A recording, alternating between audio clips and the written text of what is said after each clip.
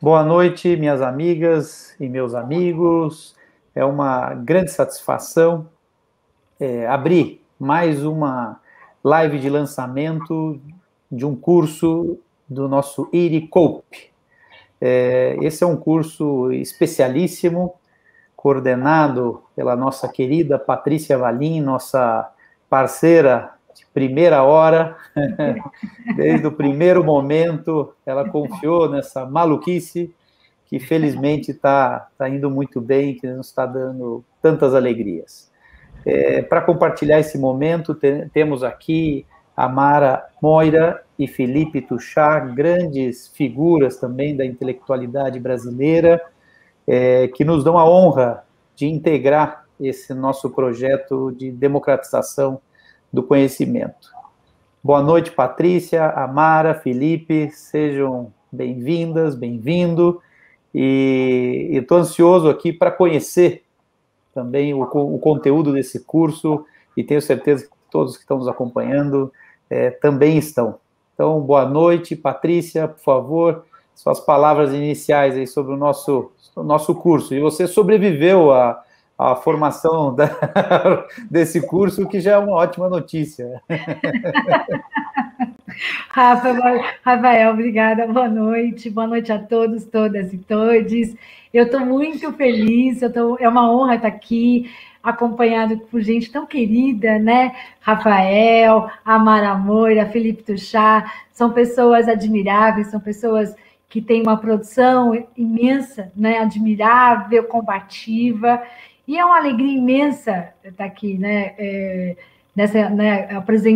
Começando a apresentar esse curso que foi pensado desde a primeira vez que a gente conversou, né, Rafa, lá em julho do ano passado, e ao mesmo tempo, né, e que veio sendo, então, pensado e trabalhado e planejado, né, por mim e pelo queridíssimo professor Stuart Schwartz, um dos maiores brasilianistas, né, da nossa história, né? Um parceiro muito querido e muito bem-humorado de trabalho, né?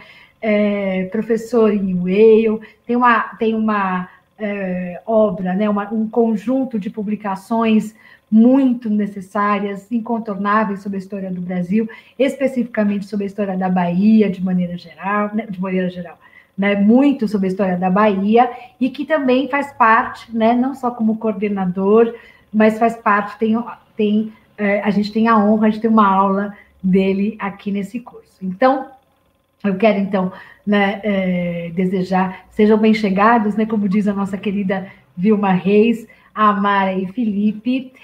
Eu vou, então, falar, né, fazer algumas considerações gerais sobre o curso, e aí depois já passo a palavra para a nossa querida Amara Moira, que tem depois um compromisso, e aí depois Felipe Tuchá também vai falar um pouquinho das aulas incríveis que eles, então, estão nos brindando, né?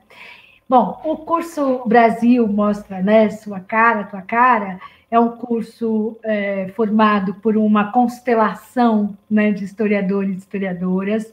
Somos um conjunto de 37 pesquisadores e pesquisadoras, né, sobre a história do Brasil, nem todos pesquisadores e pesquisadoras brasileiros e fora também, né, professor Stuart Schwartz, Ernest Pinding, né, o Herbert Klein também, né, em algum momento vai entrar aqui conosco também, né, e foi um curso pensado, a gente teve, eu e o professor Stuart Schwartz, conversando, né, como a gente poderia, o que a gente poderia, então, propor diferente do que já é, né, pensado nos quadros das universidades públicas, porque o nosso ponto de partida é de que os melhores cursos sobre a história do Brasil, eles são pensados, formulados e, né, ministrados dentro das universidades públicas. Então, o desafio era pensar algo que viesse nessa direção, com a mesma qualidade, né, com um conjunto, né, muito representativo,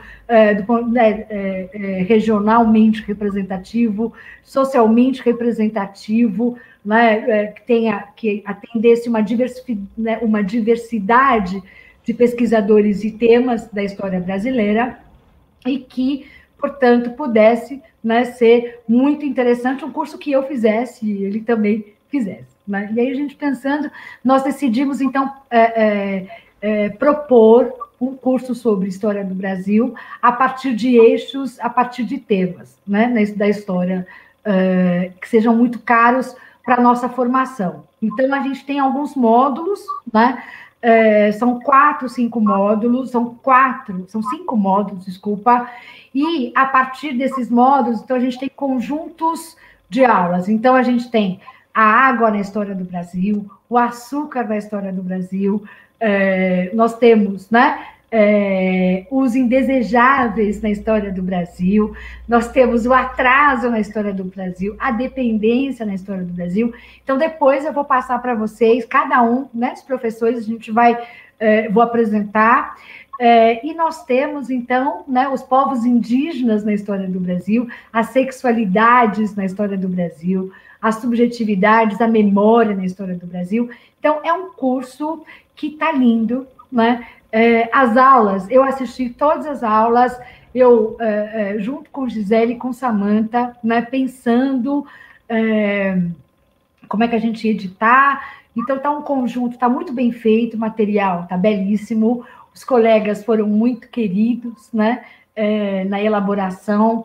Há um conjunto de fontes, iconografias bastante sofisticada para a gente pensar, né, essa nossa história, a história de um país que, nesse exato momento, né, tem negado tanto a história. A gente está vivendo justamente um momento de grandes negações do nosso passado, de temas muito caros, né, para a gente, do passado e do presente.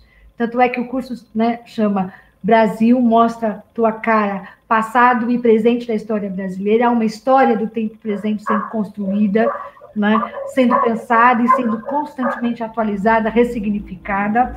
Então, eu convido a todos, todas e todos, né, a acompanhar aqui a apresentação de cada aula com cada colega das universidades, de todas, né, a gente fez um conjunto uma constelação, como eu disse, de várias universidades de dentro e fora do Brasil. Nós começamos, né, uma das primeiras aulas, a primeira aula, né, de abertura do nosso curso com nada menos, né, que a Sônia Guajajara, e o tema é o Brasil antes da chegada dos portugueses. Né? A Sônia, como todos nós sabemos, né, infelizmente ela tem sido alvo, né, constante desse atual governo, né? Ela foi, inclusive, convocada a depor. Sônia é uma liderança política, é uma intelectual, né? E uma liderança política extremamente sofisticada, e tem uma produção, né? Pensar a chegada, né, dos portugueses e toda uma discussão sobre genocídio que Felipe faz com tanta maestria, eu acho que é algo bastante sofisticado, né? É uma aula magna para abrir esse curso que está com muito carinho, muito cuidado que a gente apresenta, então, hoje. Amara, por gentileza. Vamos lá, Amara. Eu vou... Aqui está dando um retorno para mim, não sei o que... Eu acho que é o meu microfone, eu vou desligar, então. Tá. Agora foi. O Marcos poderia colocar o site, só para as pessoas terem já uma noção visual. E aí aqui, enquanto a gente ouve a explicação, a gente pode até mostrar, Marcos, aonde se encaixa a aula da Amara, e nós teremos aí o prazer de ouvi-la. Por favor, Amara. Desculpa interromper. Muito feliz, então, com o convite, tanto para me juntar a vocês, né, como propondo uma das aulas, né, mas para estar aqui também apresentando o curso, falando um pouquinho sobre o que eu o que eu decidi tratar, né, a provocação que me pediram foi justamente falar sobre pensar uma outra história das sexualidades no Brasil, né? Então, de que maneira a gente poderia dar uma outra cara para o Brasil? E é uma ideia que já me persegue há tempos, assim, sabe? Acho que a primeira vez que me ocorreu a necessidade da gente pensar essa questão foi quando eu estava lendo um artigo que um delegado, né, importantíssimo na ditadura, na repressão, sobretudo uma repressão focada nas travestis, foi a primeira figura a propor, né, discussões ali a respeito de criminalidade travestis e escrever sobre isso de uma forma direta, né, uma figura ali no final dos anos 70, né, e aí essa figura ele trouxe depoimentos de figuras que foram presas ao longo das primeiras décadas do século XX, né, e por quê? Porque estavam vestidas com roupas atribuídas a outro gênero, porque estavam performando um outro gênero que não aquele que estava marcado na sua certidão de nascimento,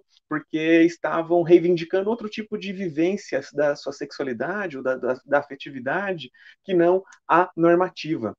E aí, quando ele traz esses depoimentos, estava lá a figura dizendo assim, né? Não, eu moro aqui em São Paulo há tanto tempo, aí eu vim para cá, comecei a usar batom, comecei a tirar, a mexer na minha sobrancelha, comecei a me envaidecer, andava na rua, as pessoas me paqueravam, comecei a me sentir quase uma mulher. Sabe? Eu li esse depoimento, o depoimento dos anos 30, e eu falei, caramba!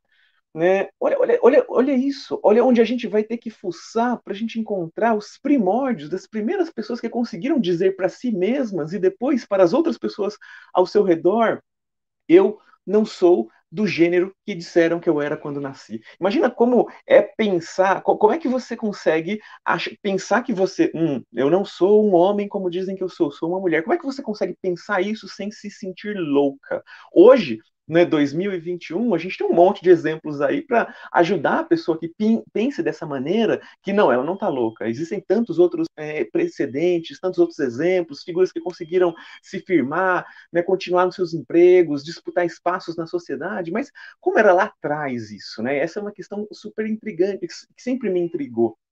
Pensar de que maneira foi se tornando possível que a pessoa dissesse para si mesma: eu não sou do gênero que me disseram, ou eu gosto de pessoas do mesmo gênero que eu sou um homem, gosto de homens, eu sou uma mulher, eu gosto de mulheres, ou eu não importa o gênero da pessoa, eu me sinto atraída tanto por homens quanto por mulheres. Como foi se construindo isso? Né? Então, acho que os bastidores, né, desse meu interesse e que me levou a propor esse curso, né, quando a Patrícia veio fazer o convite para mim, foi pensando isso, né, tentar resgatar esses pequenos locais onde a gente consegue vislumbrar uma história oculta, né, porque essa história ela é primordial para a gente conhecer o Brasil, né, é simplesmente necessário que a gente entenda que essas sexualidades dissidentes, elas compõem, elas atravessaram todo o Brasil, e não como um aspecto marginal da nossa existência, mas como algo central. E para exemplificar por que eu acredito que é central para a gente entender a construção da brasilidade, do próprio Brasil, é só a gente ir para o principal compilado jurídico que vigorava durante o Brasil Colônia, por exemplo, que foram as ordenações filipinas. Então, isso entra em vigor ali no começo do século XVII, fica em vigor até, pelo menos, né, a promulgação do Código Penal Imperial, 1830. Então, ou seja, durante um largo período de tempo, esteve em vigor esse compilado jurídico. E o que a gente tem ali? A gente tem ali que o crime de sodomia ele é punido da pior forma possível. A pessoa vai ser morta pela fogueira, então vão queimá-la para que de seu corpo e sepultura não possa haver memória. Então é preciso tirar os rastros, os vestígios da existência desse indivíduo daqui do território mesmo, né? Evaporar com esse indivíduo. E mais do que isso, vão se apropriar dos bens dele, seus filhos e netos ficarão infames e inábeis aos olhos da lei, né? Da mesma maneira como quem comete crime de lesa majestade. Então um crime de atentar contra a soberania do monarca. Isso está sendo equivalente a justamente cometer sodomia, percebem? Não é possível que a gente acredite que não algo absolutamente central para a construção desse país, esse crime que está sendo colocado como o pior dos crimes, um crime só comparável ao de atentar contra a soberania do monarca, percebem? Então, e aí é punido da pior maneira possível, é punido com fogueira. Então, pena de morte já existiu aqui e já existiu muito, né? Para além disso, também as desapropriações, então se apropriam dos bens desse indivíduo e a sua família vai ficar marcada também. Então não vai ser ele sozinho que vai pagar, vão ser os seus familiares que vão se ver destituídos dos seus bens e vão ficar ainda marcados aos olhos da lei. Né? Não à toa, ainda hoje, a gente tem, por exemplo, uma frase que é muito comum de se ouvir e que eu gostaria de, em algum momento, que a gente perdesse, que essa frase não fizesse sentido, que fosse necessário uma nota de rodapé para explicá-la. Mas ainda hoje não é preciso nenhuma nota de rodapé. Né? E que frase é essa? Eu prefiro um filho morto a gay, né? Lésbica, bissexual, travesti, transexual. Então, qual que é a relação dessa frase? A relação de ser condenado por sodomia, e os sodomitas eram os antepassados da população LGBTQIA+, esse indivíduo não pagaria sozinho, a sua família pagaria por ele também. Então, traria uma desgraceira para toda a família. Daí, a sociedade criando famílias para nos odiarem. Daí a sociedade jogando nossas famílias contra nós, jogando quem soubesse também contra nós, porque se você soubesse e não denunciasse, você também pagaria por isso. E se você denunciasse, você ficaria com metade dos bens do indivíduo. Então se torna algo lucrativo você jogar a população, a família, a sociedade, os nossos amigos, todas as pessoas possíveis contra nós. Né? E foi então se construindo uma nação tendo como grande vilã essa população que hoje pode reivindicar a existência, que hoje começa a dar as cartas, que hoje começa a se sagrar como referencial teórico, artístico, ocupar universidades, publicar textos, artigos, né, está presente cada vez em âmbitos cada vez mais amplos da sociedade, mas não foi sempre assim. Hoje a gente pode, né, mas para a gente chegar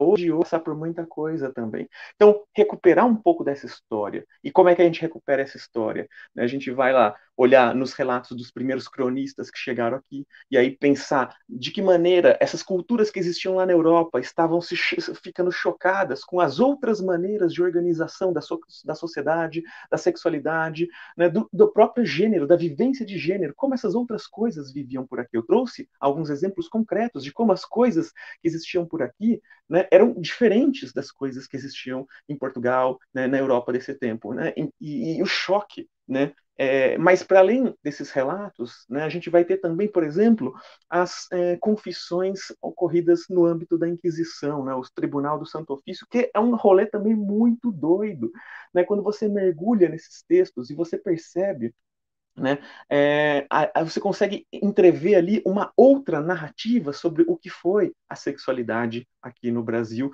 nesses primeiros séculos de existência. Então, trago também alguns documentos pertencentes a esse âmbito da Santa Inquisição, que é muito interessante. Então, a gente pensar que a gente pode buscar relatos, né, sobre a sexualidade brasileira, e não de uma sexualidade de umas figuras abjetas ou figuras completamente marginais. A gente pega ali um vigário, né, de 65 anos, que alegava ter cometido sodomia com 65, com 40 pessoas, né, com pelo menos 40 pessoas, ele nem lembrava os nomes, onde estavam, o que eles fizeram ou não, né, ele lembrava de vagamente essas coisas que ele tinha feito. Né? Então, um monte de figuras colocando uma outra narrativa sobre o que foi a nossa sexualidade. Né? As mulheres falando sobre também sexualidades que viviam entre si na adolescência, na infância, de forma discreta também na vida adulta. Né?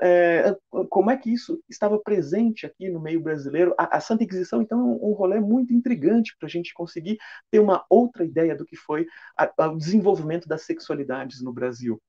Trago também a literatura, né? Então pensar, por exemplo, um Gregório de Matos, o que o Boca do Inferno tem a falar sobre as práticas sexuais, e não apenas as dissidentes, não apenas as marcadamente sodomíticas, né, ou o que a gente hoje poderia chamar de LGBTQIA+, a gente poder falar sobre outras práticas também, né, que também estavam ali no âmbito, estavam a Santa Inquisição estava atenta para elas. Né? Então, por exemplo, esse hábito do assédio, né, durante a confissão, exercido pelo padre, exercido pelo vigário. Né? Então, ou seja, como é que existia um certo assédio sexual, uma perseguição sexual dentro do ambiente religioso também, no âmbito religioso.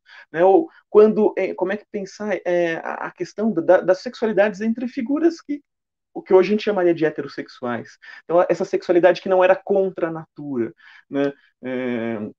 tudo isso também é muito importante para a gente pensar o que que era a noção de pecado, o que que era a noção do que era permitido, o que que era aceitável, o que que não, né?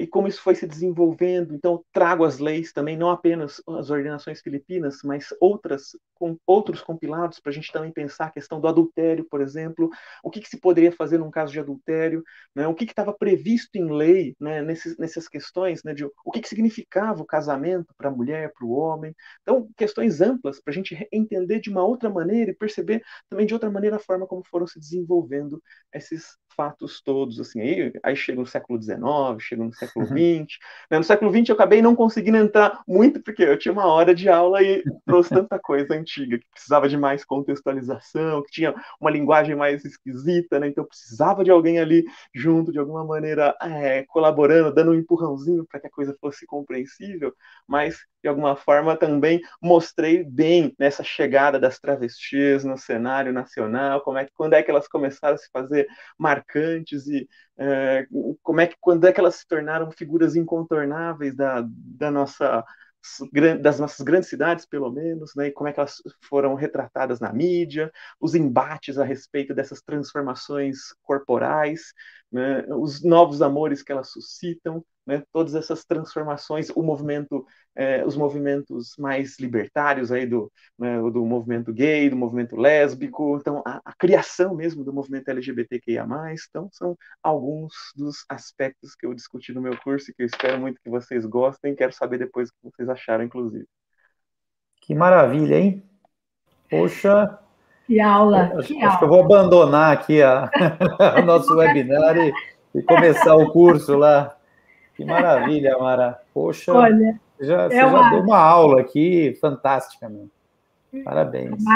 A Mara não dispensa apresentação, mas é uma ativista muito querida, né, dos direitos das pessoas LGBTQIA+, é doutora em Teoria e Crítica Literária pela Unicamp, e ela, né, traz ótimos, né, faz uma costura, autora de livros, né? Divulga, Mara, o seu livro, você levantou agora, mostra pra gente, por gentileza. Então, essa coisa da sexualidade, né? Eu sou autora também desse livro aqui, Se Eu Fosse Puta. Na primeira edição era Se Eu Fosse Puta, mas agora na segunda edição teve que ter um R a mais em cima da letra T, e aí o título oficial virou Se Eu Fosse Pura, porque as livrarias se recusavam simplesmente a vender um livro com essa palavra na capa, né? Porque, percebam, não recusam se o autor for um homem branco, cisgênero, ganha um prêmio Nobel, né? Temos aí o caso do Gabriel Garcia Marques, né? Memórias de Minhas Putas Tristes, aí pode, mas uma travesti escrevendo relatos, né, das suas experiências de rua, né? Mesmo uma travesti que fez doutorado, estudou James Joyce no doutorado, que eu quero saber quantas pessoas dão conta de ler essa porcaria do Ulisses, e como eu li, discuti-lo na forma como eu discuti, e escrever de uma forma que dialoga diretamente também com a escrita do Ulisses. Assim. Então, ou seja, mesmo com todas essas blindagens, ainda assim eu precisei mudar o título para que o livro voltasse a estar presente nas livrarias, o que fala muito sobre a sexualidade do nosso tempo também, né? Eu chamo essa edição de edição errada, né? Então eu falei aqui bastante sobre sexualidade do brasileiro também, porque as coisas que os clientes pediam de nós ali entre quatro paredes acabaram vindo parar aqui no texto. E é algo que eu penso bastante. Assim, se as prostitutas resolvessem abrir a boca, o Brasil ruía. Aí a gente ia ter que começar do zero na civilização por aqui. Olha, a ideia do curso Brasil Mostra a Tua Cara é meio, né, Rafa? É abrir mesmo. É convidar aquilo que a gente chama de epistemologias insurgentes, né? A gente, como é rico, né? Como enriquece o conteúdo que a gente estuda, né? Você pega, por exemplo, a história da sexualidade, você vai fazendo, né? A partir dela, uma linha na longa duração, e você tem, por exemplo, todos os tratadistas, né? Todo o Estado normatizando práticas sexuais, desde sempre, né? Quase, mas sobretudo na modernidade, né? Quem pode se relacionar sexualmente com quem, qual orifício, se é o primeiro ou o segundo, é toda eu tenho orientandas, né, que trabalham com isso, eu sou especialista da Bahia, assim, é muito sofisticado. Eu acho que é um ganho o país que tem uma intelectual como a Mara Moira. Eu acho que a gente, né, esse é o Brasil que a gente quer. E essa é a cara do Brasil que a gente quer, mais que isso, né?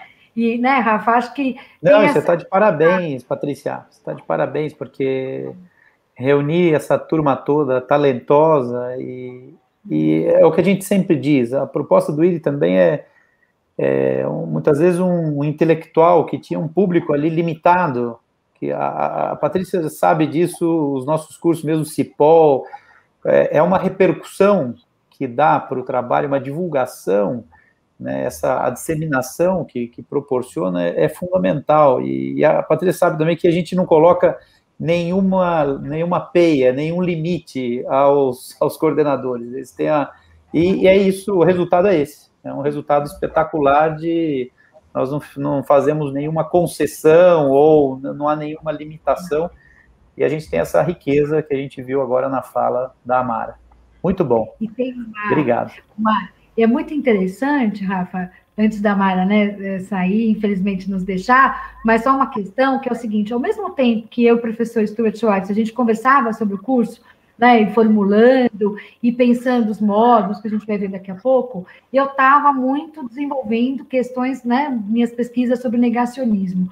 E uma das questões muito caras, né, e que, enfim, haja um acúmulo de produção fora do Brasil, aqui a gente está começando mais, né, sobre como combater o negacionismo histórico, né, os negacionismos de maneira geral, mas o negacionismo histórico em particular, que é a variável que vai, então, né, configurar na governamentalidade, que é a tese que eu e o querido Alexandre Avelato tem uma aula muito massa também no curso, é o nosso argumento central.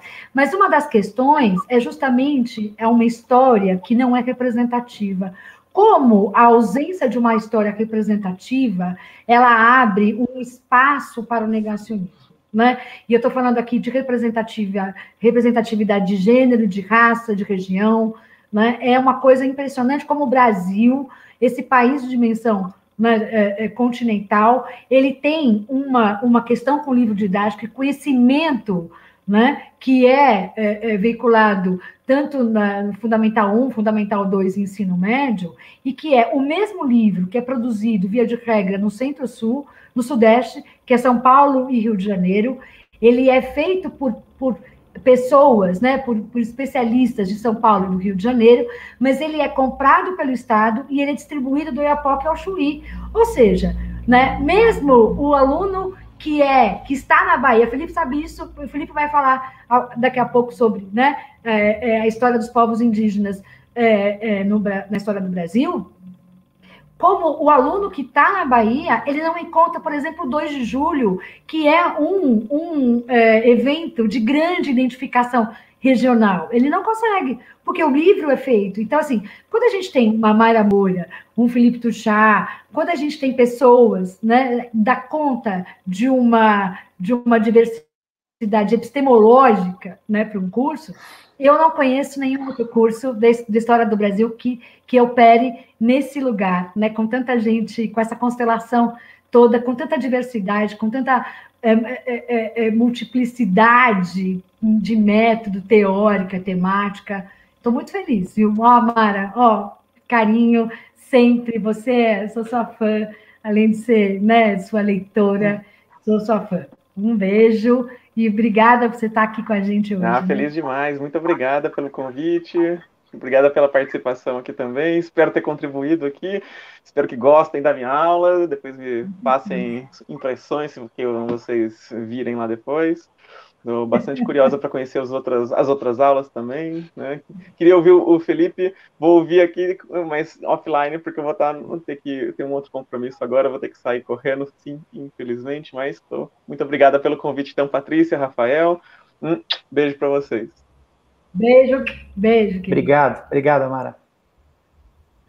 Vamos seguir. Patrícia, Felipe. Então, o que vocês acham da gente... Quer ir explicando rapidinho na sequência, e daí a gente já encaixa a aula para o Felipe explicar a aula dele para a gente? Que tal? Pode ser, Felipe? Pode ser, Felipe? A gente vai rapidinho nas aulas, aí quando chegar a sua, você já nos fala sobre a sua aula, e estamos ansiosos para ouvir. Vamos lá. Pronto, deixa eu ver. Isso, tem como ampliar um pouquinho? Tem como ampliar um pouquinho, Marcos? Vamos ver. Eu acho que eu consigo, vamos ver, né? A idade vai chegando, a gente vai ficando sério. A gente vai ficando usando esses óculos imensos, né? Bom, então, como eu disse para vocês, né, e já contando, né, como é que esse curso foi pensado, com tanto carinho por mim e né, pelo professor Stuart Schwartz também, o nosso querido, né, coordenador do curso, teve um papel fundamental na discussão, na escolha, né, dessa constelação que compõe, né, então, essas 37 aulas, né? Então, o primeiro módulo a gente chamou de contatos, impressões e ações, né? Essa aula magna, então, com Sônia Guajajara, né? O Brasil antes dos portugueses.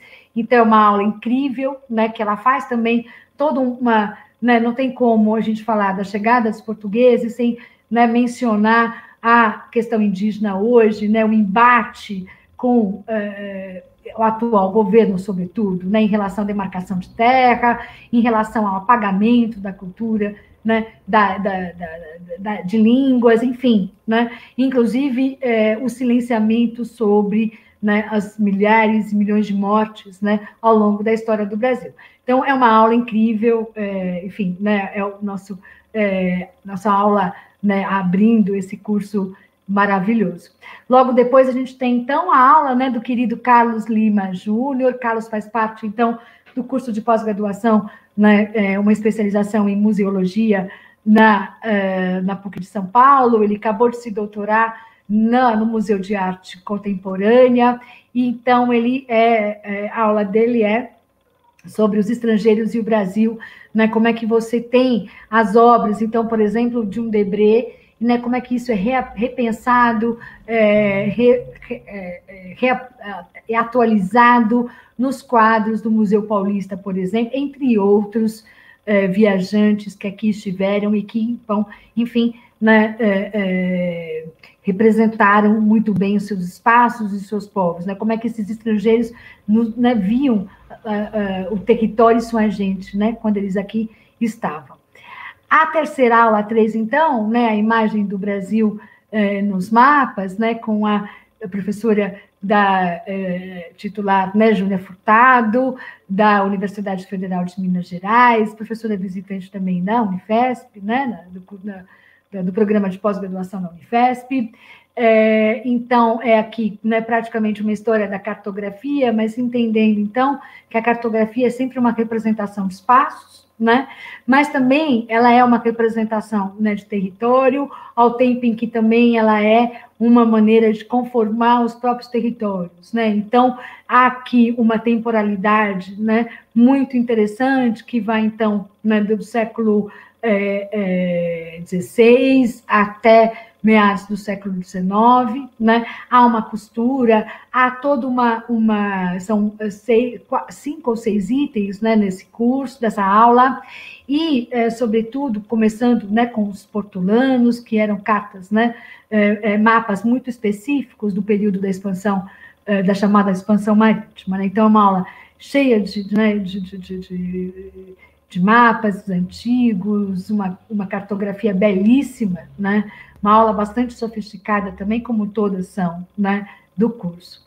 E aí, nossa aula 4, a quarta aula 4 é o Estado e a Governança na História do Brasil, com o professor Pedro Puntoni, da Universidade Federal, professor da Universidade de São Paulo, né, da USP, do Departamento de História, autor também, como, né, os demais, de várias obras.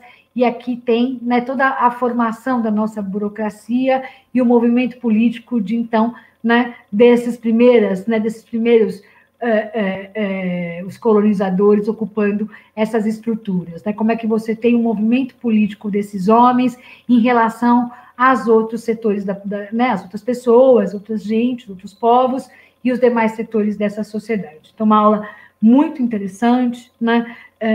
Eu acho que é importante a gente pensar o que é o Estado, o que é o poder, né, o que é a arte de governar, e tem, né, um diálogo bastante contemporâneo também com o que a gente tem pensado sobre, né, a formação da burocracia, não em razão, no seu primeiro momento, na instituição do governo geral, não em razão de ameaças estrangeiras, né, isso é uma das variáveis, mas não a mais importante, mas em razão das incontáveis e inúmeras revoltas dos povos indígenas, né, que rapidamente perceberam, né, qual era o objetivo, então, né, dos primeiros portugueses que aqui chegaram e começaram a se revoltar, né, ante a tentativa de escravizá-los. Então, há um embate, há tensões, né, o primeiro regimento, então, justamente para, né, aplacar todas essas revoltas e punir, né, o que eles chamam na época, né, a documentação na época, os cabeças, né, e assim funcionar como uma punição exemplar, como de resto a história do Brasil está cheia, né, de punição exemplar.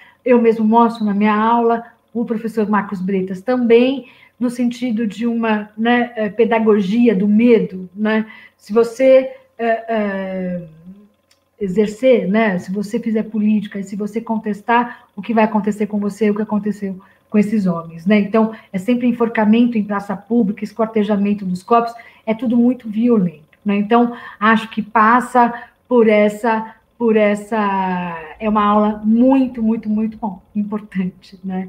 A aula, então, 5, né? O tráfico transatlântico na história do Brasil, com o professor, né, Luiz Felipe de Alencastro. O professor Luiz Felipe de Alencastro, ele é atualmente professor no curso de Economia da Fundação Getúlio Vargas, mas ele é professor emérito, né, na Sorbonne, e ele, então, traz aqui um dos maiores especialistas, né, ele foi chamado no STF, para vocês terem uma ideia, né, é o autor da aula magna sobre, né, o tráfico de homens e pessoas escravizadas, né, que é todo um vocabulário que a gente, né, atualiza nos tempos né, atuais, sobre, então, né, o chamado infame comércio, né, de almas, né? A quantidade, o Brasil é um dos maiores responsáveis, né, por esse infame comércio. Então, uma aula incrível, né, também. A aula 6, então, nós temos o contrabando na história do Brasil, né, com o professor Ernst Pingen, um querido, né, um doce, ele é um holandês que dá aula nos Estados Unidos, né, tem uma produção muito interessante, né, sobre o que é o contrabando, sobretudo pensando o contrabando desde o período colonial, né, a diferença entre contrabando e comércio ilegal, o papel, então, desse comércio ilegal, né, numa economia né, que, via de regra, se entende como pacto colonial, mas, enfim, né, você tem, então, um comércio bilateral, um comércio no qual Portugal tenta, né, ser o protagonista, nem sempre muito bem sucedido. Então, como é que a gente pode pensar, né, esse comércio ilícito, esse contrabando e o que se contrabandeava ao longo da história, né? Para vocês terem uma ideia, há um diálogo, né, do governador da Bahia, Dom Fernando José de Portugal e Castro, no final do século XVIII, no qual ele defende, né, o comércio ilícito, o contrabando, né, com a Espanha, com as regiões, né, com as ex-colônias espanholas, e afirma sobre o argumento de que, bom, nós, né, aqui na América Portuguesa, no Brasil, no território do Brasil, naquele momento tínhamos pessoas escravizadas e as colônias espanholas tinham prata, né, dinheiro, né, metal amoedável. Então, uma beneficiaria o outro, e a coroa portuguesa, sabendo dessas negociações, como é que isso, então, né, como é que isso vem sendo pensado numa história da colonização portuguesa no Brasil. Então, é muito interessante, né, é algo extremamente importante para os tempos atuais, né, os tempos em que vivemos. A aula 7 com o professor Flávio Gomes, professor da Universidade Federal do Rio de Janeiro, a escravidão na história do Brasil, né, uma aula belíssima, uma aula importante, uma aula muito engajada, né, muito representativa, né, de aspectos que envolvem, né, que a gente pode pensar a partir da escravidão como eixo ao longo do período, né, em que o Brasil, a história do Brasil, contou com essa mão de obra, né, com esse trabalho compulsório. Então, há uma diferença entre a escravidão das cidades, né,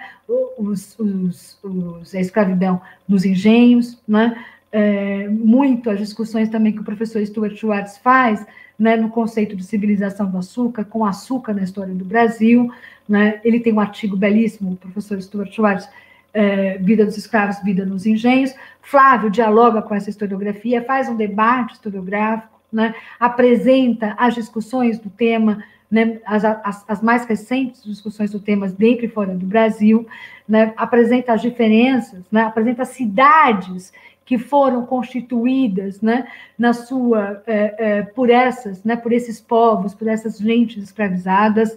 Então, Salvador, Rio de Janeiro, Maranhão, Porto Alegre, né, diferentemente do que as pessoas imaginam. Apresenta, sobretudo, as revoltas escravas, né, como é que na historiografia elas são pensadas, quais são os tipos de revoltas escravas, as greves dos escravos, né, das pessoas escravizadas. Então, uma aula incrível também, né? E aí, o módulo 2, né, o outro módulo, Minha Terra Tem Palmeiras, onde canta sabia. Então, foi tudo pensado, né, o açúcar na história do Brasil, como eu disse, né, pelo professor Stuart Schwartz, a terra na história do Brasil, a professora, né, Márcia Mota, nossa presidente da AMPU, né, que está acabando seu mandato agora, recente, tem, né, é um grande especialista sobre a lei de 1850, né, a lei de terras, é uma das maiores especialistas sobre a questão rural no Brasil, está escrevendo um livro, né, A Terra, né, no tempo de Carlota Joaquina, muito importante. Depois temos a água na história do Brasil, com o nosso querido também, né, Jane Jorge, professor da Unifesp, né, no campus de Guarulhos, campus Guarulhos, e todo, né, a aula do Janes pensada numa perspectiva de história ambiental, né, a relação da gente com a terra, né, a natureza, as cidades na história do Brasil, com Inaí Lopes, né, nossa, que também faz parte do CIPOL, né, Rafa? Exatamente. Incrível no curso de Introdução à Política, é uma das grandes especialistas, né, das cidades na história do Brasil, como é que você tem a história, né, a formação dessas cidades, sobretudo numa perspectiva, né, econômica, de classe, mas sem perder o fato, né, do trabalho compulsório que marca determinadas cidades, né, nesse espaço. Depois temos a história da região do Brasil, com Durval, né, Muniz de Albuquerque Júnior, querido, né, tem um livro que para mim é uma das... Né, todos os colegas são muito, né, vários livros importantes, Durval, um livro que marcou muito a minha graduação, A Invenção do Nordeste, né, uma das razões pelas quais eu sou apaixonada pela história da Bahia e a história do Nordeste de maneira geral, né, imperdível a aula, né, o conceito de região, como é que é pensado região, né, como é que é pensado uma história regional, regionalismo, né, como é que isso é mobilizado, né, na história do Brasil ao longo do tempo, imperdível. E aí a gente tem, né, Brasil, meu Brasil brasileiro, né, os povos indígenas na história do Brasil, e aí eu vou deixar Felipe falar um pouco, né, até para tomar um gole de água aqui, né, um golinho, e aí Felipe vai nos apresentar a sua belíssima aula, Felipe, muito, muito massa. Felipe participou de uma live, né, Felipe, ano passado, discutindo no âmbito da construção do dossiê da Revista Brasileira de História, da UPU, e fez uma fala muito, muito impactante. Eu uso, né, estou dando um curso sobre negacionismo na universidade, e, né, os alunos estavam discutindo sua aula, muito massa. Fica à vontade, Felipe, é um prazer tê-lo aqui conosco. Certo, boa noite, vocês estão me ouvindo? Super. Acho que está dando retorno aí também, agora. Vai ter que fechar o microfone. Boa noite para todas e todos. Dizer da minha gratidão de estar aqui para falar dessa aula, né, do convite que foi fazer essa aula e fazer parte desse projeto, desse curso, que eu estou conhecendo melhor agora também, né, a partir daí da descrição aí da Patrícia, né, que está falando sobre as aulas, e estou gostando realmente muito diferente, né, e no sentido de cumprir uma proposta de realmente acho até ir além de uma certa perspectiva de releitura dessa história do país, né? Acho que vai além de uma ideia de uma releitura para uma lógica de quebrar, né? Quebrar com essa forma muito convencional de explicar, de tentar explicar de uma forma linear essas coisas que são tão complexas, né? Como a história dessa multiplicidade de realidades que compõem isso que é chamado de Brasil, assim. Então, eu entrei nessa aí com essa responsabilidade de falar em uma aula de 1 hora sobre povos indígenas do Brasil, né? Então a gente já vê aí uma certa um caráter desafiador disso, né? Eu tenho formação em antropologia e trabalho com isso numa perspectiva de pesquisador, mas na perspectiva pessoal também. Sou indígena, do povo indígena Tuxá, estou falando aqui da Bahia, das margens do São Francisco, e tenho trabalhei nessa perspectiva de uma certa urgência que nós temos enquanto indígena, né, e que entra na universidade, de se fazer ouvido, né, de trazer essas histórias de onde a gente vem, que são histórias que passaram, que não entraram nos cânones dessa história com H maiúsculo, assim, né, dessa história hegemônica, a história que entrou nos registros que circulam, né. Então, acho que essa geração da qual eu faço parte, que é a primeira geração que entra aí na universidade através das políticas afirmativas para povos indígenas, entra com essa urgência, né, de se fazer ouvido, de trazer as vozes dessas pessoas com as histórias que a gente cresceu ouvindo, né, nas aldeias, nas comunidades. E a antropologia me proporcionou isso, né? A antropologia me proporcionou esse lugar de reflexão sobre isso, e é um pouco sobre essas reflexões que eu elaborei essa aula, e uma aula que começa com uma constatação muito central para a gente pensar sobre isso, que é o fato de que nós somos hoje no Brasil mais de 300 povos indígenas, né? Com mais de 274 línguas indígenas, em um país que sempre se proclamou monolinguista, né? O que significa falar de fato de um território, uma nação chamada Brasil, onde dentro tem pelo menos mais de 300 povos indígenas, cada uma com seu projeto de futuro, sua organização social, sua cultura, e onde quer estar daqui a 50, 100 anos, né? Um projeto de sociedade, e com línguas, né, muito diversas também. Então, é desafiador falar sobre isso, né? Porque cada um desses povos tem a sua própria história, né? Tem a sua própria percepção histórica também.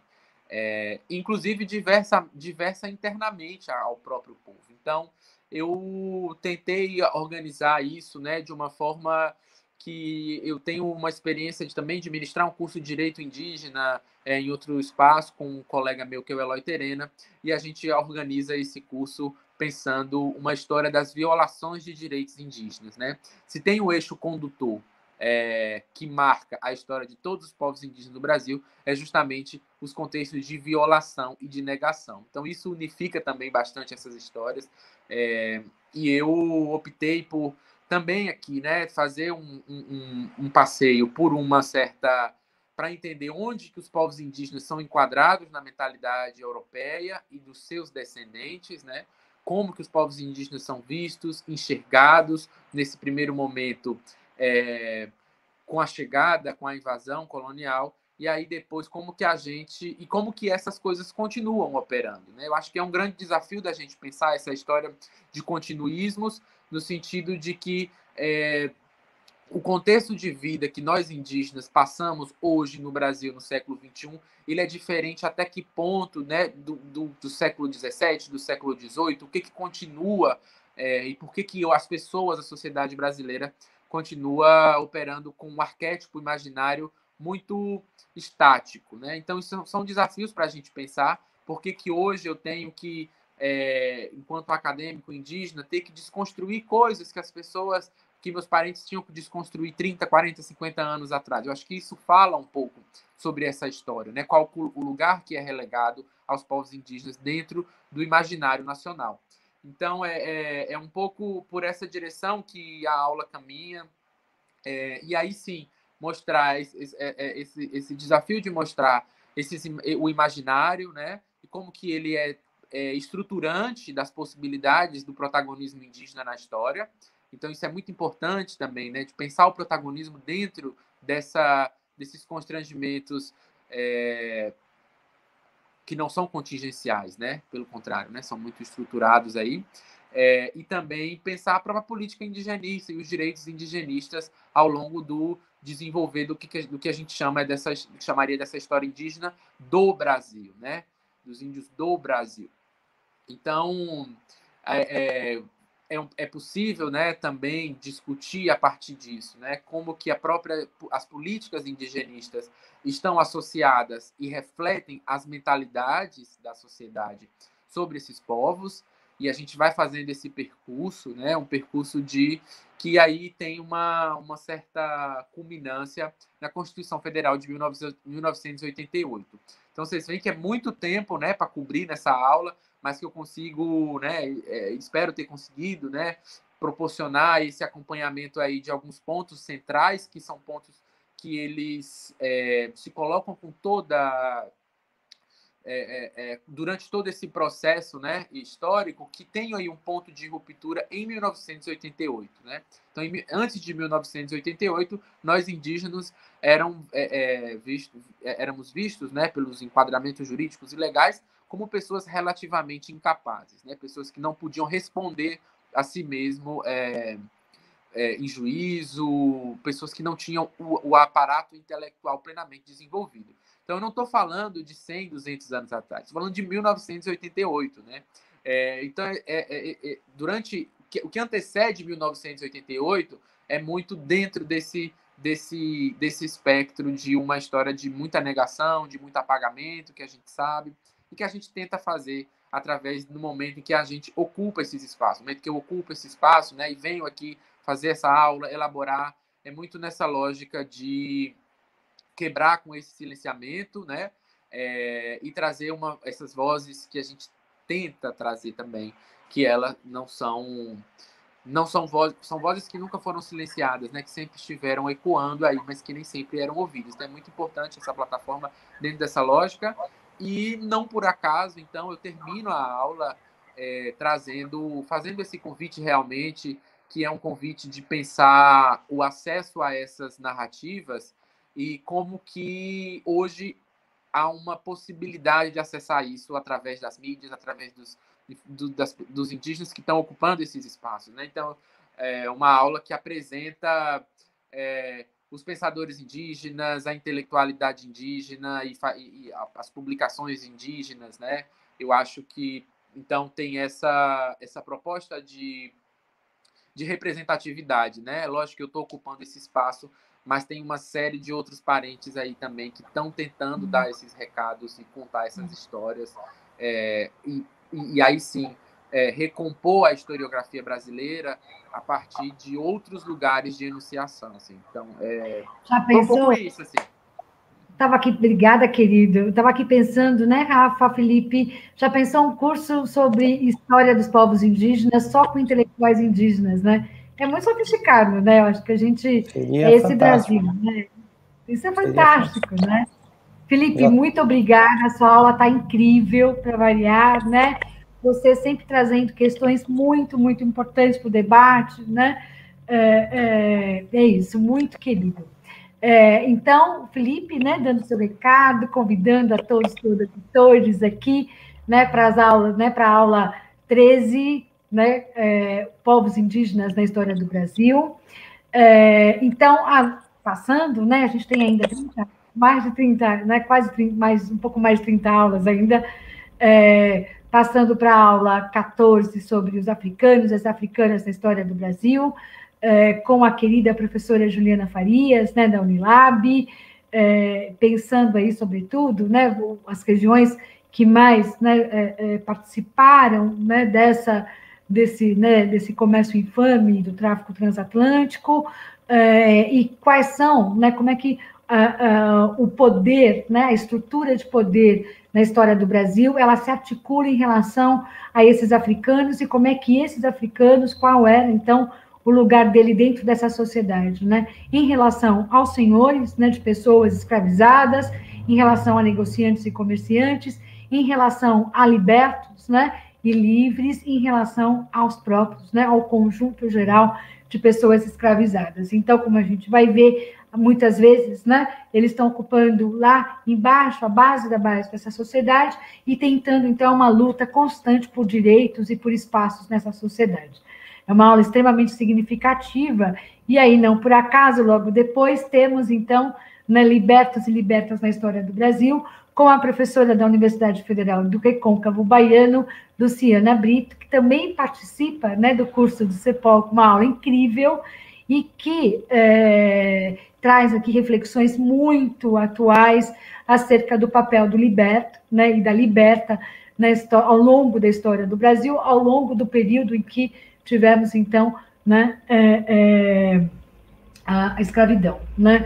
É uma aula extremamente sofisticada, pensando, então, é isso, né, a relação, aquilo, né, que muitas vezes uma historiografia dos anos 30, dos anos 40, né, do século passado, 1930, 1940, não conseguia muito lidar com o fato, né, entendia que o liberto e a liberta, né, estava fora de uma lógica senhorial, da relação entre senhor né, e a pessoa escravizada, e quando, em verdade, ele vai tensionar o liberto e a liberta, eles vão tensionar toda essa sociedade, né, e a luta, né, as diversas lutas que eles travam ao longo do período, né, em que teve escravidão, chegando, né, ao número de 1900, na década de 80, né, de 1800, a 10% da população de escravizados, né? Então, o argumento de Luciana é de que, bom, a luta política desses homens e dessas mulheres colabora sobremaneira para o fim, né, da escravidão no Brasil. Então, é uma aula extremamente sofisticada, interessante, tem um argumento lindo, né, importante para ser pensado nos dias atuais. E aqui, né, Marcos Bretas, nosso querido colega, né, de GIAR, do Grupo de Pesquisa de Justiça e História, né? Ele é um especialista em crimes e as instituições, né, penais, e ele tem aqui, estão desenvolvendo, né, nos brindando com uma aula sobre os indesejáveis na história do Brasil, né, e diz respeito com o fato de que como que o poder vai construindo, né, novas hierarquias para a manutenção das desigualdades, sobretudo sociais, né, vai construindo uma ideia do sujeito em suspensão ao longo da história do Brasil. Extremamente interessante, assim, é algo, enfim, né? E aí a gente passa para o módulo dispositivos de poder, né, a justiça, com a justiça, a aula 17, a justiça na história do Brasil, com a colega Cláudia Atala, professora da Universidade Federal do Rio de Janeiro, tem um trabalho muito interessante, um grupo de pesquisa, também faz parte do mesmo grupo de pesquisa que eu faço, né, pensando a construção da justiça, né, nesse amplo espaço, nessa ampla, né, ideia, né, espacialidade que é o Império, que foi o Império Português, né, e como é que isso é pensado ao longo da história, quais são as instituições, os seus agentes, né, e os movimentos políticos, então, né, se são diferentes, né, as permanências e as rupturas em relação, primeiro, né, a Portugal e depois ao longo da história do Brasil.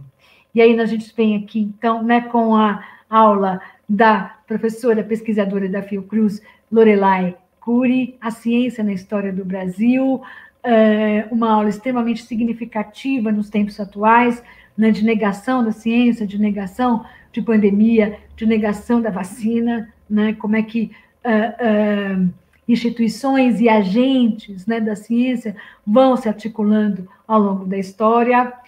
Temos, na sequência, né, a aula 20, com a querida professora, uma aula muito, muito interessante, né, com a aula da professora Iris Cantor, História, Cultura e Geografia na História do Brasil, né, tem uma ideia de, uma aula sobre a imaginação histórica, né, como é que esses homens do passado, eles vão, como é que eles explicavam, né, primeiro, né, a chegada dos portugueses, depois a tomada, uma série de tomadas, né, de decisões, então, a escravização de povos, o tratamento, né, conferido aos indígenas, é uma aula muito interessante, né, imperdível. Temos, então, a aula 19, não, eu pulei a aula 19, desculpem, com a professora, com a querida Isabel Lustosa, pesquisadora, né, da Casa Rui, foi pesquisadora da Casa Rui Barbosa, hoje está ligada, então, ao Centro de História do Além-Mar, ao CHAM, né, da Universidade Nova de Lisboa, uma aula sobre a imprensa na história do Brasil. Esse tem um item muito importante sobre, né, a imprensa no período da independência. Faremos, então, né, o ano que vem, 2022, será o início das comemorações das lutas pela independência no Brasil, que tem no 7 de setembro o seu marco, né, inicial, mas não final. Isabel, então, ela mostra, né, oferece para todos e todas e todes um momento bastante rico, né, dos chamados manuscritos, né, de circunstância por ocasião da independência. Na sequência, temos, então, uma aula com o querido Pedro Serrano, que faz parte, acho que, se não de todos os cursos, né, do Instituto, ele faz parte de boa parte, né? Ele tem aula em boa parte, você vê como ele é alguém, além de muito querido, um intelectual, né, incontornável, né, nos tempos atuais, sobre o constitucionalismo do pós-guerra na história do Brasil, e aí constitucionalismo, tanto pensando na história das constituições, como constitucionalismo, né, nos justnaturalismo, e uma ideia, uma teoria do direito, uma teoria do Estado, né, uma aula extremamente importante, né, do ponto de vista, ele não é um historiador, como ele mesmo diz, mas é um especialista, né, alguém, um intelectual extremamente sofisticado sobre, né, as constituições brasileiras e não brasileiras, mas que para o historiador é incontornável, né, as formulações que ele faz nessa aula. Temos depois, né, o saber na história do Brasil, né, com o ex-ministro da Educação, Renato Janine Ribeiro, professor do curso, né, de filosofia da USP, né, da Universidade de São Paulo, foi o responsável pela CAPES, né, tem uma produção incontornável na nossa história, no debate político, né, contemporâneo, e aqui vem tratando, então, né, nos oferece um argumento sobre, né, como é que o saber ele foi sendo pensado nas instituições, né, destinadas a ele ao longo da história do Brasil. Então, como a gente pode ver, quando um colega termina numa determinada temporalidade, outra aula segue, então, né, com essa adiante da temporalidade, oferecendo, então, possibilidades diversas para a gente pensar uma mesma temática, né? Na sequência, a gente tem, então, a aula 24, com o querido, também, né, não menos querido, super querido Alexandre Avelar, professor da Universidade Federal de Uberlândia, a memória na história do Brasil, e né, nos tempos atuais, pensando, então, né, como é que a gente tem na contemporaneidade um consumo muito grande, né, de memória e as relações, né, o que há em comum com a história e aquilo que, obviamente, a diferencia, né? São representações do real, mas que têm as suas especificidades, e Alexandre aqui é uma aula muito sofisticada também. Nesse item nós temos, né, a aula A Inquisição na História do Brasil, com o querido Ilan Matos. É bom lembrar, né, Ilan faz parte de um grupo muito massa, de pessoas muito interessantes, que são especialistas na Inquisição, mostrando, né, qual é o papel dela no processo, né, na relação, né, do Império Português, uma relação colonial, uma relação de exploração, né, qual é o papel que lhe cabia, então, no sentido de normatizar a vida dessas populações, sobretudo as populações que não eram populações de Portugal. Então, uma aula muito rica, né, de documentações, enfim, na discussão historiográfica. E aí nós vamos, então, né, para o item que nós chamamos de, para o módulo que nós chamamos de as donas do poder, os donos, as donas, né, do poder, essa linguagem, né, inclusive, a gente fez questão de manter isso, né, no título do módulo, para mostrar uma diversidade, né, e aí é uma ironia, obviamente, né, com os donos do poder no Brasil, dialogando muito, né, com o poder atual, né, dialogando criticamente com o poder atual, predominantemente heteronormativo, né, autoritário, conservador e heteronormativo. E a gente tem, nesse módulo, então, as mulheres na história do Brasil, como uma das maiores especialistas na história das mulheres, né, professora Joana Maria Pedro, da Universidade de Santa Catarina, né? Nós temos os religiosos na história do Brasil, com meu querido colega de departamento, né, professor Everton Salles, né, tem um trabalho extremamente sofisticado, interessante acerca, né, do tema. Nós temos os militares e a ditadura na história do Brasil, com o professor, né, Carlos Fico, responsável pela CAPES, né, durante muito tempo, né, tem uma atuação na área, há 40 anos, né, pesquisando os militares, sobretudo a partir, né, de 64 em diante, então, e como é que os militares eles vão se conformando, né, ao longo da história do Brasil como uma força política extremamente importante. Tem a minha aula, né, os notáveis e a classe dominante. Eu quase dei o título de Os Ricos na História do Brasil, mas seria muito...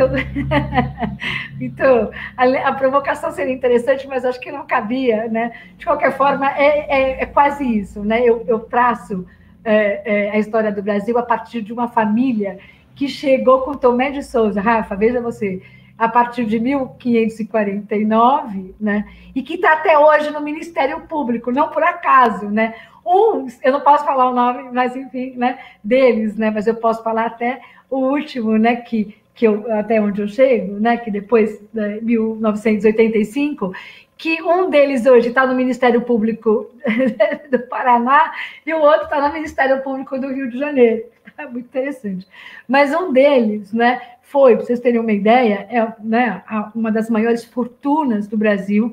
Eles foram donos do único morgado que teve no Brasil, né? O morgado são terras anexadas, né? A professora Márcia Mota trata disso na sua aula.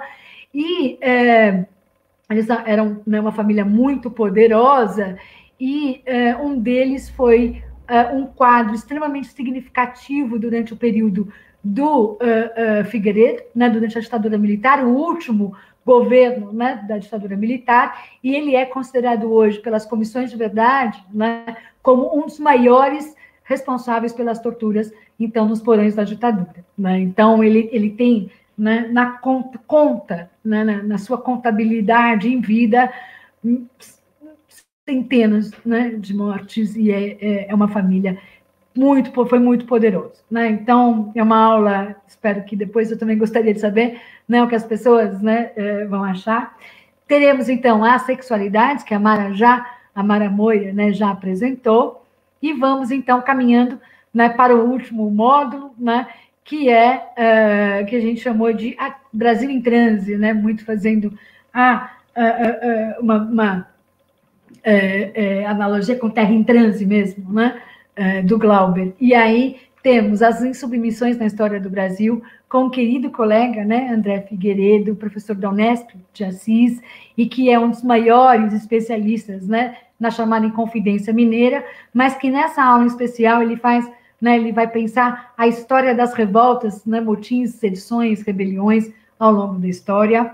Temos os golpes na história do Brasil, do meu querido parceiraço, colega, professor da USP, de História do Brasil Contemporâneo, Lincoln Seco, autor de diversos livros, né, companheiro, inclusive, de partido, de militância, alguém que tem uma história, né, uma aula muito interessante. Temos a história, né, a aula 33, com a querida Adriana Romero, da Universidade Federal de Minas Gerais, que tem um livro, a aula, inclusive, é o nome do livro dela, né, A Corrupção na História do Brasil, e que vai pensar, então, a corrupção, né, uma ideia, né, de bem comum, quando isso não é cumprido ao longo da história, né, o significado de propina, como é que você tem, então, né, como é que isso é pensado a partir do Estado e pelos demais setores da sociedade, né? E aí a gente tem uma aula 34, o atraso na história do Brasil, né, como é que você tem, a partir de 4, né, intelectuais que comportam um período grande da história, né, o universo do atraso para justificar as diferenças entre as pessoas, né, as diferenças entre as gentes, né, do Brasil. E se há uma saída, né, como é que a gente pode pensar aí numa identidade nacional, numa unidade nacional, num país, né, que saiba, né, como é que essa diferença pode deixa de ser pensado por alguns intelectuais como algo depreciativo, atrasado, né, arcaico, se a gente quiser, para ser algo valorativo, né? Quando e como isso acontece ao longo da história do Brasil. A aula 35, então, terminando, né? Nós temos a dependência na história do Brasil, com o professor Pedro Fassoni, professor da PUC de São Paulo. Ele vai tratar, então, da teoria da dependência, né? A partir de um conjunto de intelectuais que vai propor, né, saídas para o fato de que o Brasil está, né, na periferia da reprodução do capital. Nós temos, na aula 36, a democracia na história do Brasil, então tem um recorte temporal muito recente, né, com o professor Matheus Pereira, querido, da UFOP, professor de História do Brasil Republicano na UFOP. E temos, para terminar a aula, a fome na história do Brasil, com a querida Leidiana, Maria Leidiana. Uma aula belíssima, muito, né, ligado, ela é uma geógrafa, né, e que é bom a gente lembrar como esse curso, ele não é só, essas aulas não são pensadas exclusivamente por historiadores, mas é muito um diálogo da história com as demais áreas, né, das ciências humanas. Então, é um curso com 37 horas, né, 37 aulas, que corri aqui para apresentar. Muito bom, Patrícia. O curso chegou a tirar seu fôlego. Parabéns, viu? Olha, puxa me deu vida. Muita alegria. Me deu muita alegria. É um curso lindíssimo. E vejam que aqui não tem nenhum nepotismo de minha parte, porque todo mundo vê meu sobrenome e fala, o que vocês são? Vocês são irmãos? Vocês são casados? Não, até agora a gente não descobriu nenhum parentesco, nada ainda, né, Patrícia? Olha, as pessoas vivem perguntando, né, Rafa? Mas tem um colega da Universidade Federal de Santa Catarina, o Alexandre Busco Valim, né, que tem feito toda, né, a árvore da família Valim, então em breve teremos uma resposta, viu, Rafa? Depois você me conta. Mas é só realmente uma admiração muito grande, você está de parabéns, o curso ficou lindíssimo. E aí agora vamos mostrar aqui os últimos detalhes do curso, pode baixar aí, Marcos. Para essas 37 horas, a gente colocou esse valor de R$380, podem ser parcelados até em 5 vezes. E, mais uma vez, como a gente sempre diz, esse é o compromisso do IRI, né, de buscar, né, disseminar esse conhecimento, ter um público amplo, de modo que a gente possa remunerar esses professores adequadamente, todos que estão envolvidos, e que possamos cumprir o nosso papel aqui. Só me resta, mais uma vez, agradecer a Patrícia, ao Felipe, a todos os professores, na verdade, e professoras que participaram desse curso lindíssimo, convidar a todos que estão nos acompanhando e que depois vão ver esse vídeo no site do curso, para que participem, para que também conheçam essa plataforma. Agora nós estamos num momento de lançamento de outros cursos incríveis, nas mais diversas áreas do conhecimento, e também com essa característica de na verdade, colocar todos os conhecimentos dentro de um curso, sem barreiras acadêmicas, sem essas divisões também que marcam muitas vezes o nosso ensino universitário. E é isso. Eu queria agradecer demais vocês. Já estamos aqui há mais de 1h15. Tinha prometido 40 minutos, né, Felipe? Não foi culpa minha, foi culpa do curso. Rafa, e Felipe, posso... o Felipe pode preparar o curso aí sobre o que você quiser, Felipe, sobre esse universo indígena, que nós estamos abertos, tá? A toda e qualquer proposta que venha de sua parte. Patrícia, só as palavras finais aí. Querido, primeiro agradecer muito ao Felipe, né, reforçar o fato de que a gente está falando de um intelectual sofisticadíssimo, tudo, a aula dele é imperdível, né? Eu acabei cometendo uma deselegância, peço desculpas, eu pulei a aula da professora Ana Flávia Magalhães, tem uma aula sobre a cidadania na história do Brasil, né? A luta por direitos, cidadanias insurgentes, né? Uma querida professora muito engajada da Universidade de Brasília, tem um trabalho, um livro premiadíssimo, né? Quero agradecer a você, Rafa, que sempre né, compartilha das loucuras, das ideias e né, dos planos né, das nossas conspirações. Quero deixar um beijo imenso, imenso para duas pessoinhas muito queridas. Uma delas é a Samantha, a outra é a Gisele, que são duas pessoas, olha, o Instituto está de parabéns, são duas profissionais muito competentes, muito queridas e muito pacientes, né? Nem sempre a gente que faz 15 milhões de coisas ao mesmo tempo, às vezes a gente demora para responder, ou responde de maneira trabalhada, elas são muito competentes, muito queridas. Deixar aqui um abraço imenso ao parceiro, ao professor Stuart Schwartz, que pensou comigo, construiu esse curso, convidou as pessoas, né? Ele é muito querido no nosso, né, na nossa área, ele é respeitadíssimo, premiadíssimo, tem toda a sua obra incontornável, e deixar aqui, então, um beijo, um abraço grande para Valfido, né, que não pôde estar conosco em razão de questões profissionais, e, por fim, a essa obra de arte que é toda a identidade do curso, desenvolvida pelo talentoso Michael Neri, que, olha, eu vou te falar, um curso desse, com essa constelação e essa obra de arte, isso é histórico, né, Felipe? Então, acho que, ainda mais agora com esse convite ao vivo de Rafa, tenho certeza que o Instituto, o céu é o limite, né? E a gente está aí também para bagunçar e para desconstruir, para construir um lugar e para abrir possibilidades e vamos junto, né? Que a ausência disso é solidão, é solidão, é tosquidão, e a gente está aqui para... Esse curso não é para esse tipo, né, de público. O nosso público é outro, é um público democrático, republicano, representativo, diverso e animado, sobretudo. Muito bem, muito bem. É um curso também muito oportuno, vem num momento muito oportuno e mostra, porque muitas vezes a gente também fica vendo o dia a dia das notícias, parece que o nosso Brasil é esse Brasil tosco que está por aí, mas não. O Brasil é isso aqui, nós temos uma riqueza extraordinária, temos gente fantástica e logo, logo nós vamos retomar o nosso rumo.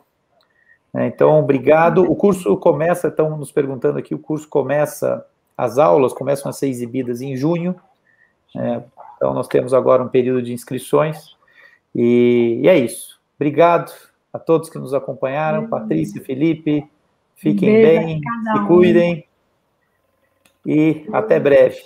Abraço. Beijo, obrigada.